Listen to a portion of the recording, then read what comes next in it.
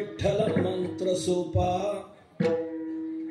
विठ्ठल विठ्ठल मंत्र सोपा, करी पाप निर्मूळ, भाग्यवंता छंदमनी, कोड कानी ऐकते। विठ्ठल हे दैवत भोळे, चाड काळे न धरावी, भाग्यवंता छंदमनी, कोड कानी ऐकते।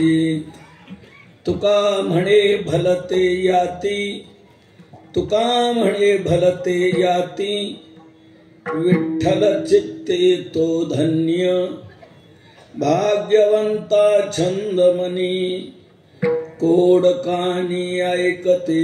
विठ्ठला विठ्ठला विठ्ठला विठ्ठला विठ्ठला विठ्ठला विठ्ठला विठ्ठला विठ्ठला विठ्ठला विठ्ठला विठ्ठला विठ्ठला विठ्ठला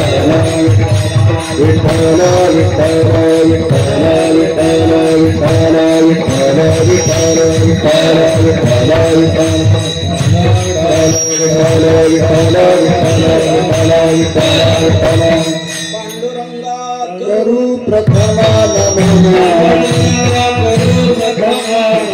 पांडुरंगा करू प्रथमा नमः,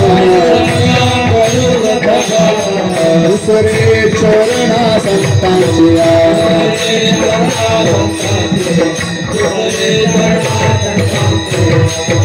कृपाने कथेचा विस्तार, कृपाने कथेचा विस्तार, बाबाजी सद्गुरु दास तुका,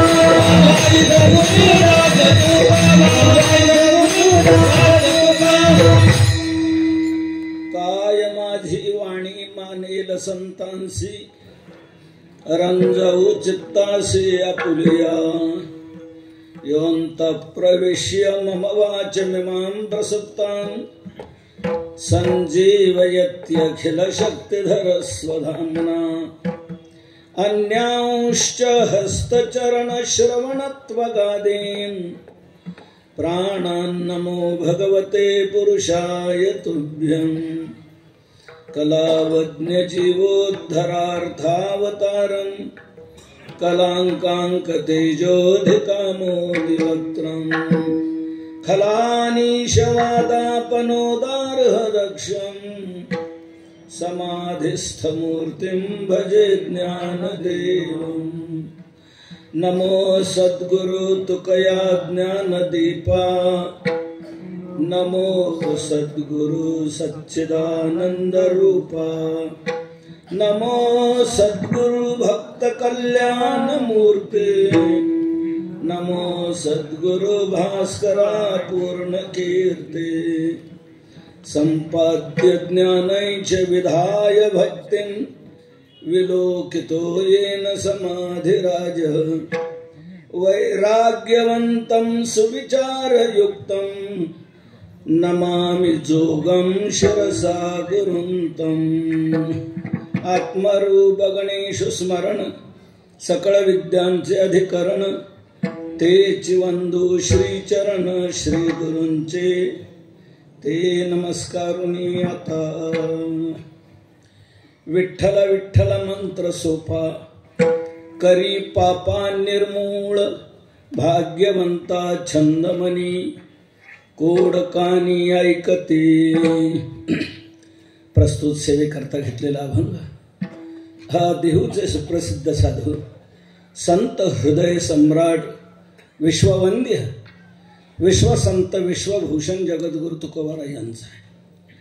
या अभंगातून जगद्गुरु तुकोबाराय विठ्ठल या 3 अक्षरी मंत्राची सुलभता आणि सफलता दाखवून तो मंत्र जपणाऱ्याची धन्यता गातात। विठ्ठल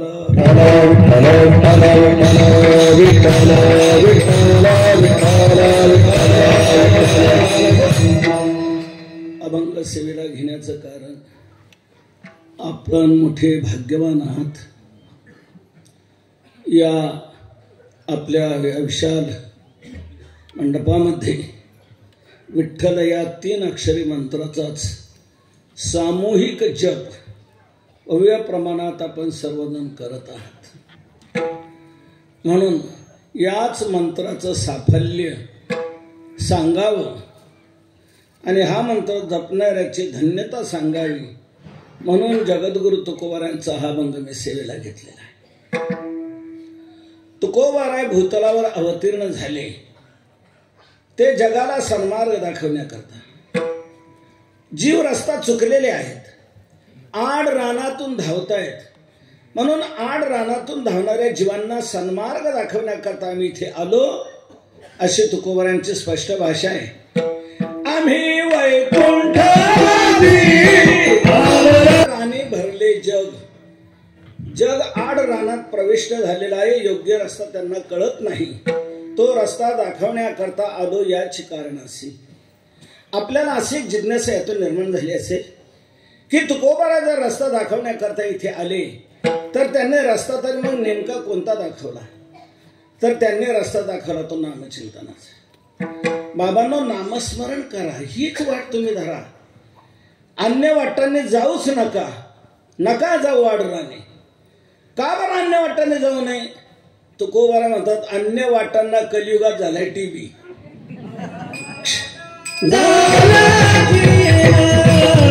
अन्य वाटांना कलियुगात झालाय टीबी. क्षीण झालेल्या आहेत त्या वाटा, अवघ्या वाटा झाल्या क्षीण. कली न घडे साधन. कलीवर मात करण्याची क्षमता त्या साधनांमध्ये नाही आणि कलीवर मात करणारं सक्षम साधन, प्रभावी साधन जर कोणतं असेल तर ते नामचिंतन आहे. म्हणून बाबांनो, नामचिंतन करा, हीच वाट तुम्ही धरा. तुका म्हणे तुम्ही चला याची वाटे, याच वाटेने चला, नामचिंतनाची वाट धरा, असं तुकोबारा वेगवेगळ्या पद्धतीने लोकांना समजून देत आहेत. कधी तुकोबारांनी मनुष्य देहाचं महत्व सांगून लोकांना नामचिंतनाकडे प्रवृत्त करावं. बाबांना आपल्याला हा मनुष्य जन्म मिळालेला आहे आणि एक लक्षात घ्या, याच जन्मात फक्त भजन घडू शकतंय. याच जन्मे घडे देवाचे भजन. अनेक हे ज्ञान नाही कोठे, या मनुष्य जन्मातच हे भजन घडू शकतं, अन्य कुठल्याच जन्मात हे घडत नाही. तुकोबारायांच्या या विधानावर तुमचा काय दावा आहे का? हे विधान माग घ्या. अन्य जन्मात भजन घडू शकते असे आमच्या जळगाव जिल्ह्यात तुम्हाला काही पुरावे देतो. असे काही पुरावे तुमच्याकडे आहेत का की एक मनुष्य जन्म सोडून अन्य जन्मात भजन घडते? आता आपला सप्ताह झालेला गावातल्या डुकरांनी पाहिला आणि ते डुकरं काय म्हणाली, माणसं काय म्हणून सप्ताह करतात, आपणही करू म्हणून आपला सप्ताह मार्गशीर्षात झाला आणि डुकरांनी सप्ताह पौष महिन्यात केला. असं घडलं एखाद्या वेळेला?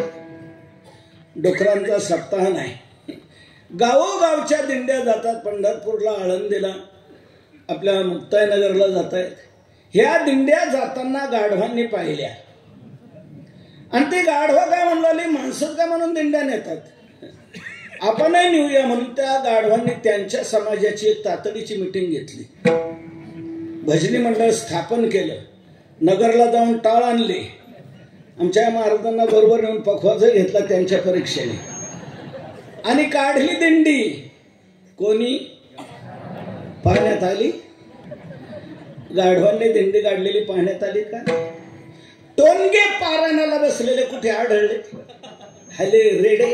अहो, एक मनुष्य जन्म जर सोडला तर अन्य कोणत्याच जन्मात हे भजन घडत नाही. घडतं ते याच जन्मात, या मनुष्य जन्मातच फक्त घडते.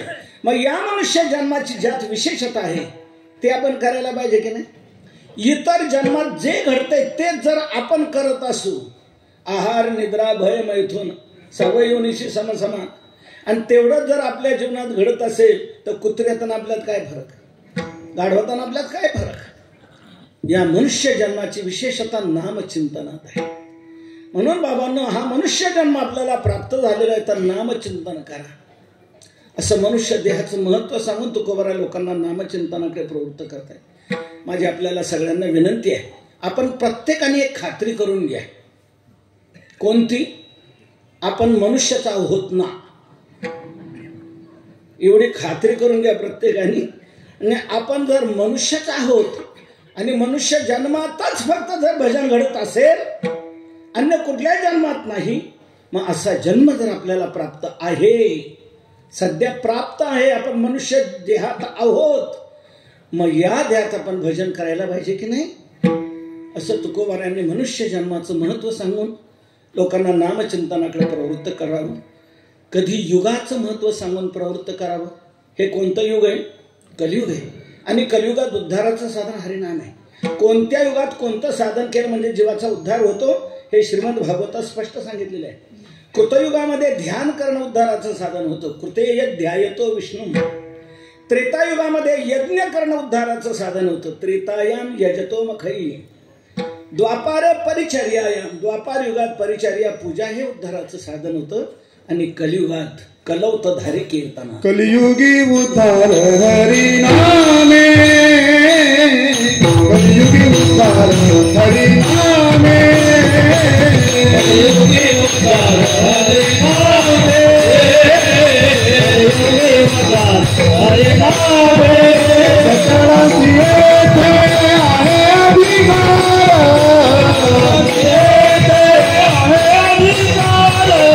सकळांची येथे आहे अधिकार.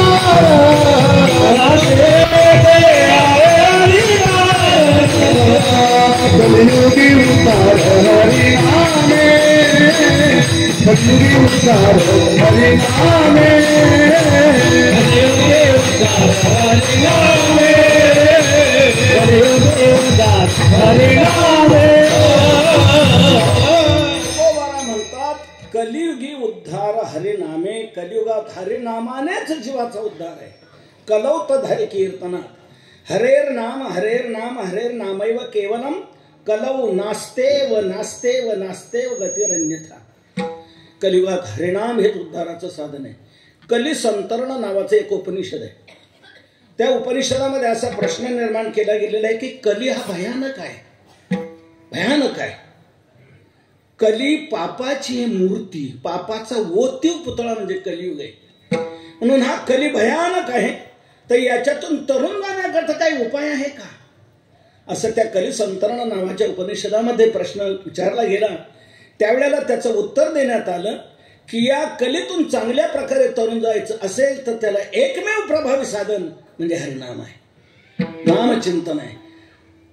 हरे राम राम राम हरे हरे, हरे कृष्ण कृष्ण कृष्ण हरे हरे. हा जो मंत्र आहे हा त्या कली संतरण नावाच्या उपनिषदातील आहे. तर हरिनाम हेच कलियुगात उद्धाराचं साधन आहे. म्हणून नामचिंतन करा असं युगाचं महत्व सांगून प्रवृत्त करा.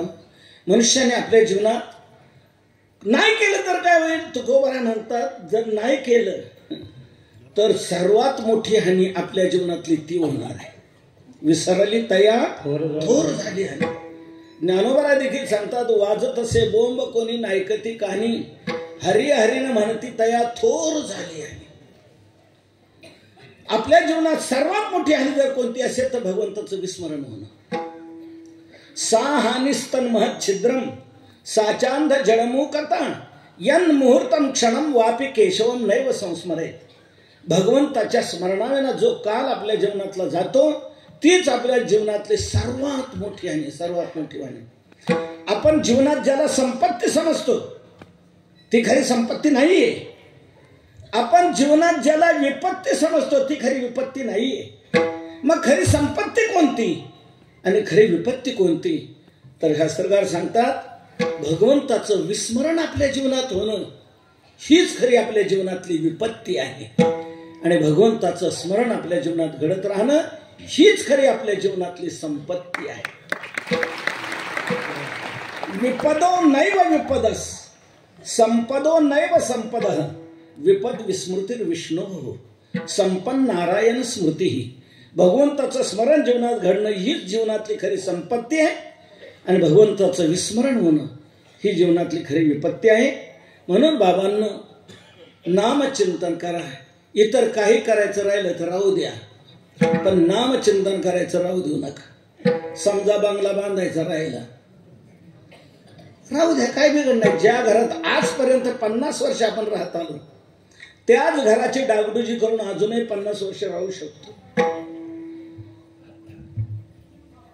समजा बंगला बांधता नाही आला आणि मेलो समजा, यमाच्या समोर हजर केल्यानंतर यम आपल्याला हे विचारत नाही, का रे तुला जळगाव जिल्ह्यासारख्या प्रगतिशील भागात जिल्ह्यात जन्म दिला आणि तू बंगला न बांधता खुशाल मेला,